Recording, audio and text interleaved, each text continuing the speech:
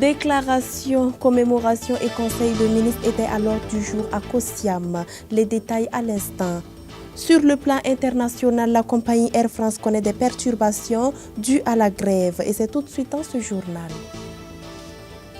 Mesdames et messieurs, bonsoir et merci de nous choisir pour vous informer. Le 25 avril a été décrété comme journée mondiale de lutte contre le paludisme. À cette occasion, le président du Faso Roch-Marc Christian Kaboré a lancé un appel à des comportements responsables tant du côté de la population que celui des agents de santé. Aucune action forte n'est annoncée pour le moment. Le reportage est signé Dieudonné Koumsaga et Delphine Banissi. Mercredi très chargé à Kosiam. Environ 9 heures, le président du Faso, Roch-Marc Christian Kaboré, fait une pseudo-déclaration dans laquelle il lance un appel à des comportements responsables afin d'éradiquer le paludisme d'ici 2030 du Burkina Faso, lequel appel va à l'endroit du peuple burkinabé tout entier dans le cadre de la journée mondiale de lutte contre le paludisme ou la malaria dans un autre jargon. C'est la journée internationale de la lutte contre le paludisme, qui est une journée mondiale et à l'instar des autres pays, nous célébrons donc cette journée aujourd'hui. Le thème central, c'est de lutter contre le paludisme. Je voudrais noter simplement également que selon les statistiques, ce sont les enfants de moins de 5 ans qui paient le plus lourd tribut, justement dans le cadre de cette maladie. Et je voulais dire que de façon globale, grâce aux efforts qui ont été consentis également par le gouvernement, nous pouvons dire que c'est une maladie qui a reculé de près de 50%. Qu'est-ce qu'il nous faut faire? Il nous faut continuer à nous battre contre le paludisme. Et dans ce sens-là, je voudrais noter que le gouvernement a fait des efforts importants.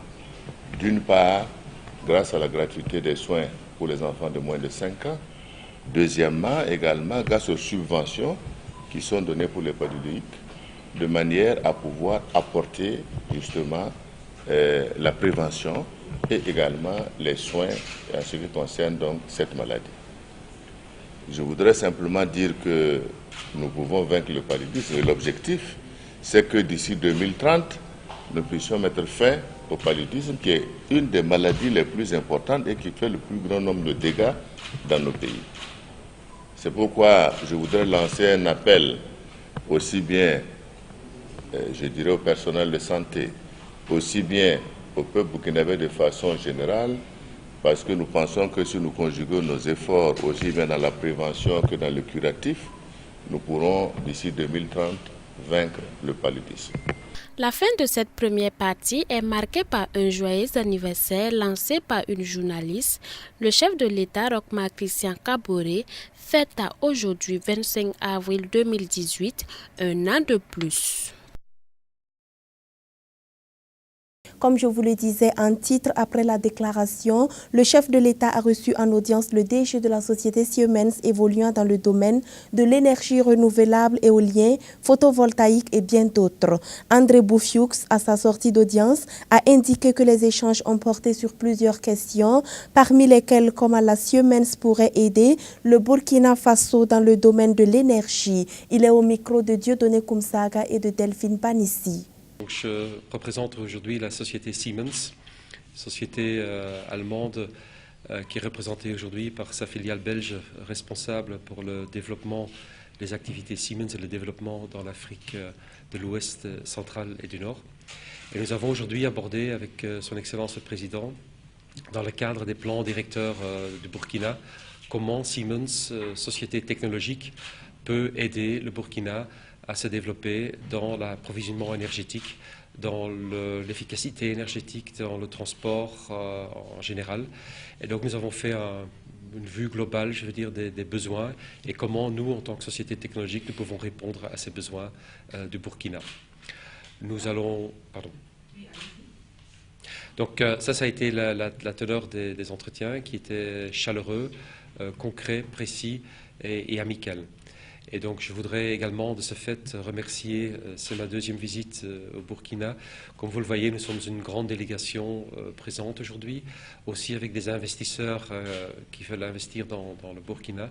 Et nous également qui, si les choses se concrétisent, veulent investir aussi dans la formation et l'alternance, dont je crois nous sommes un des grands partisans chez Siemens et où la formation qui est la base, je veux dire, de la jeunesse, qui est la base d'un pays dans lequel nous voulons aussi investir dans le pays si les choses se concrétisent. Comme vous le savez, Siemens est un acteur majeur dans la production d'énergie. Donc nous sommes un leader mondial dans tout ce qui est la production d'énergie au niveau de renouvelables, éoliens et au niveau d'énergie propre fossile, le gaz. Nous ne sommes pas actifs dans le heavy fuel, qui est une énergie à délaisser et qui n'est pas une énergie propre et qui cause beaucoup plus de problèmes, je veux dire, à terme que ne les résout. Donc nous sommes un grand producteur de turbines. Nous avons les meilleures turbines au monde pour des pays comme le Burkina qui ont une grande chaleur et qui ont besoin d'équipements très fiables et de technologies. Et nous sommes acteurs majeurs dans tout ce qui est l'éolien et le photovoltaïque. Donc dans le photovoltaïque, il est important d'avoir une transparence sur le réseau. Je crois que la profilération archaïque du photovoltaïque n'est pas une solution. Il faut naturellement que le photovoltaïque soit accompagné d'éléments de base produisant une autonomie pour le Burkina dans l'approvisionnement énergétique et aussi une bonne collaboration avec les pays voisins. Aussi, le traditionnel Conseil des ministres s'est tenu ce mercredi 25 avril 2018 à Kosiam sous la présidence de Roch Marc Christian Kaboré. 4 projets de loi pour le ministère de la Communication et 2 dossiers de rapport au titre du ministère en charge de l'enseignement supérieur ont été adoptés. L'essentiel de ce Conseil des ministres avec les 2 ministres concernés au micro de Dieudonné Koumsaga et de Delphine Banissi. Le Conseil en lui-même, des dossiers ont été inscrits, notamment au thème du ministère des Affaires étrangères et de la coopération. Il y a 4 projets de loi que nous allons envoyer devant l'Assemblée pour des ratifications. Je vais les énumérer. C'est les amendements au statut de Rome adoptés à Kampala, en Ouganda, le 11 juin 2010. C'est l'adhésion à l'accord de coopération judiciaire entre les républiques du Mali, du Niger et du Tchad, signé à Niamey le 9 mai 2017. C'est la charte africaine des valeurs et des principes de la décentralisation et de la gouvernance locale et de développement local, adopté à Malabo le 27 juin 2014. Et c'est le statut de l'Organisation pour le développement de la femme pour les pays membres de la coopération islamique qui a été adopté donc à Douchat en mai 2010. Au titre du ministère de l'Enseignement supérieur, de la Recherche scientifique et de l'Innovation, nous avons eu 2 dossiers qui ont été adoptés. Un qui a trait à la politique sectorielle de la recherche et de l'innovation 2018-2027 et un qui a trait à un décret portant conditions de participation du public à la prise de décision en matière de biotechnologie dans nos pays. C'est un véritable exemple donc de démocratie scientifique. Il s'agit en fait d'associer les populations en termes d'information à tout ce qui est fait au niveau des biotechnologies, mais également de les concerner directement en termes de choix et de décisions à prendre. Il y a également un certain nombre de communications orales, notamment sur les situations dans différents domaines, à savoir les mouvements de sitting aux affaires étrangères, la question donc de la supposée fermeture du TGI de la ville donc, de Djibo. Sur toutes ces questions-là, donc, les ministres ont apporté des réponses qui nous permettent de nous satisfaire. Je pense qu'à l'instant là, le ministre est parti un peu plus tôt, le ministre de la Justice est parti un peu plus tôt pour rencontrer justement les acteurs, afin justement que le quiproquo qui existe sur la question de Djibo soit levé et que les différents acteurs puissent se retourner. Ce qu'il faut savoir, c'est que sur cette question-là, il y a des efforts qui sont faits.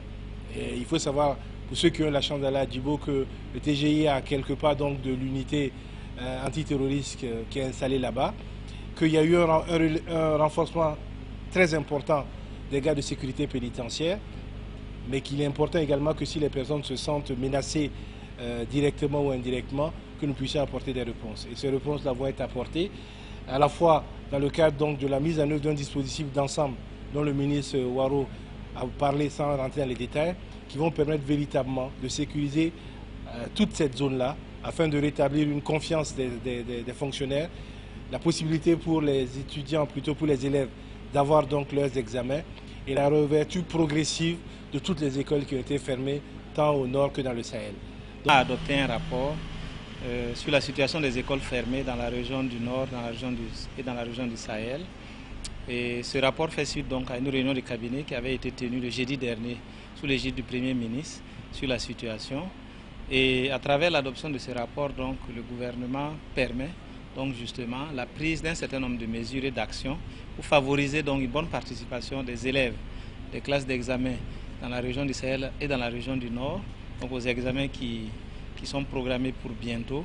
Et aussi donc ce rapport donc permet donc de mobiliser des ressources additionnelles pour permettre donc aux forces de défense et de sécurité de renforcer le dispositif sécuritaire dans ces deux régions, mais aussi dans la région de la Boucle du Mou et dans la région de l'Est, afin donc de permettre une réouverture progressive donc des écoles fermées dans ces différentes régions. Vous avez des questions sur cet aspect-là? On va libérer le ministre. Oui, pour ce qui est des mesures, compte tenu de la spécificité de la question et de la délicatesse donc de la situation qui prévaut, nous ne pouvons pas dévoiler donc ces mesures-là. Voilà, nous sommes dans une situation donc de menace sécuritaire, donc nous ne pouvons pas dire ce que nous faisons, mais les différents acteurs, après donc ce Conseil des ministres, constateront progressivement sur le terrain les mesures qui sont prises pour favoriser ce que je viens de dire. Deux organisations syndicales ont occupé ce matin les salles de réunion de la Bourse du Travail.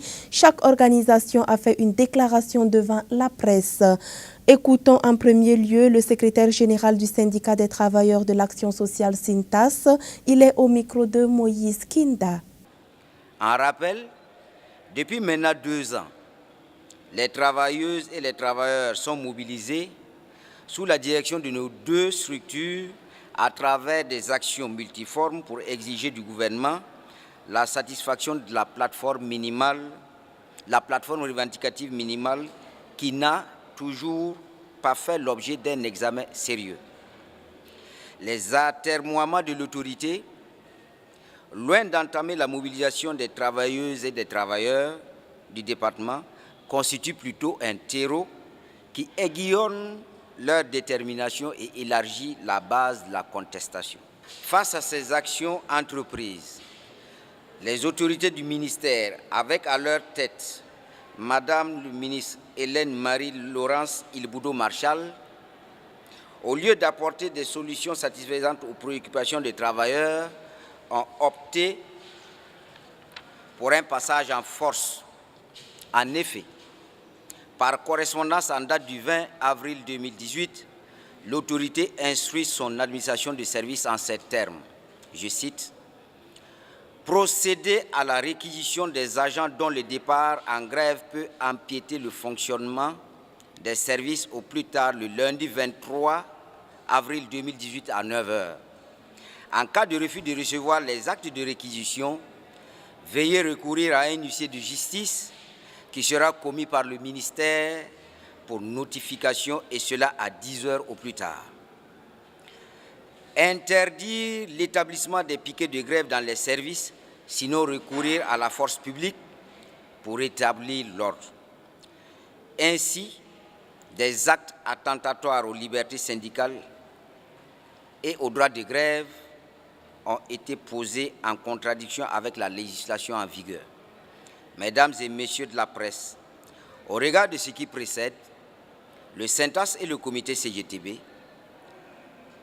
condamnent l'attitude belliqueuse des autorités du ministère de la Femme, de la Solidarité nationale et de la Famille, dénoncent les pratiques liberticides à l'encontre des travailleurs, mettent en garde celles-ci contre toute répression des travailleurs en lutte, tiennent pour responsable l'autorité de la dégradation du climat au sein du département et du durcissement des actions de lutte en cours, exhortent les travailleuses et les travailleurs, les militantes et les militants à rester mobilisés et déterminés car ils sont engagés dans une lutte juste. Le porte-parole du deuxième groupe est M. Lassane Semporé du syndicat des travailleurs de la géologie des mines et des hydrocarbures. Il s'exprime toujours au micro de Moïse Kinda. Les travailleurs sollicitent le 7-7 et l'application adéquate des textes. Il faut travailler 11 ou 12 heures par jour et cela ne donne guère à des heures supplémentaires, toute chose qui est contraire au texte. Mais pourquoi la Sémaphore, qui est une entreprise citoyenne, refuse-t-elle d'appliquer les heures supplémentaires? Quant à la mine de Bissagol, les travailleurs ont pratiqué en janvier 2012 le 7-7 dans les conditions légales, paiement des heures supplémentaires de la prime de quart. Et entre-temps, la direction, en avril 2013, a imposé le 4-4 qui a fait perdre aux travailleurs beaucoup d'avantages.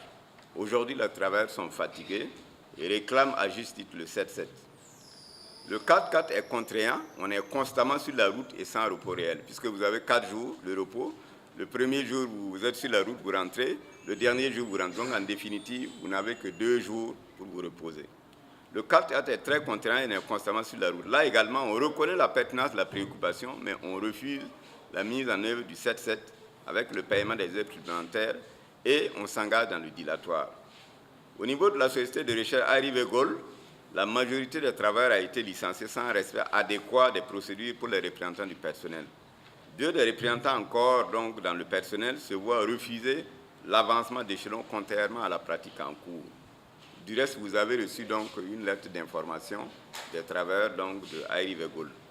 À commettre, les employés ne sont pas totalement déclarés à la caisse, pourtant les précomptes sont effectués sur leur salaire.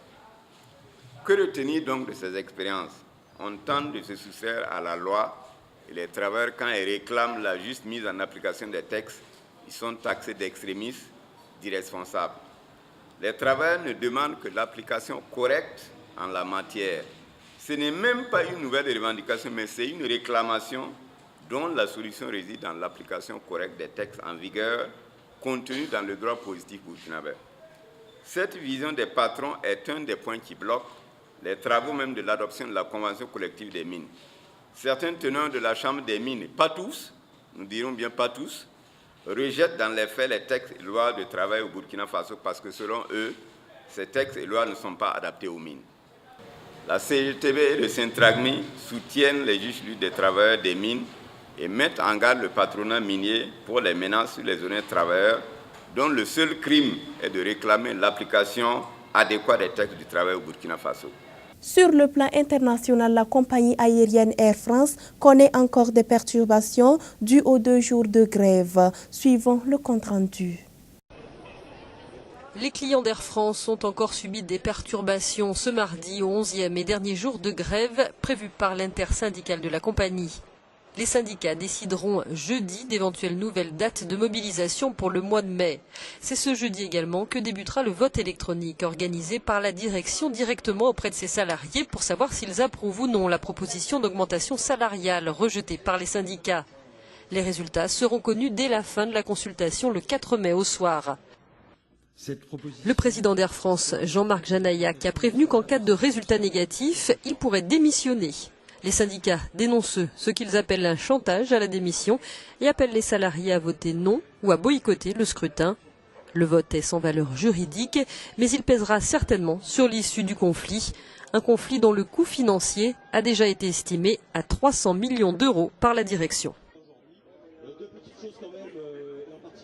Le camp de Yarmouk est sous un déluge de bombes. Il faut rappeler que ce secteur est contrôlé par l'État islamique. Reportage. Le camp de Yarmouk, sous un déluge de bombes.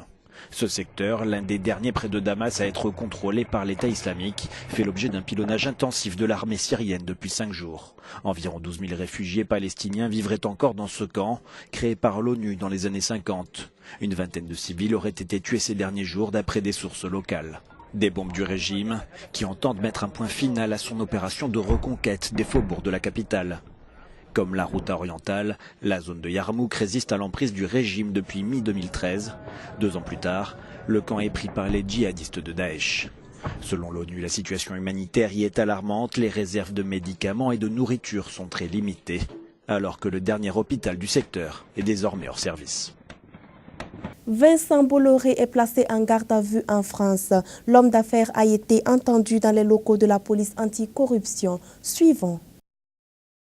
En France, Vincent Bolloré a été placé en garde à vue ce mardi. L'homme d'affaires était entendu dans les locaux de la police anticorruption à Nanterre, tout comme 2 de ses collaborateurs. Il devait s'expliquer sur des concessions portuaires attribuées à son groupe en Afrique 2 ans après les perquisitions qui ont visé le siège de l'entreprise.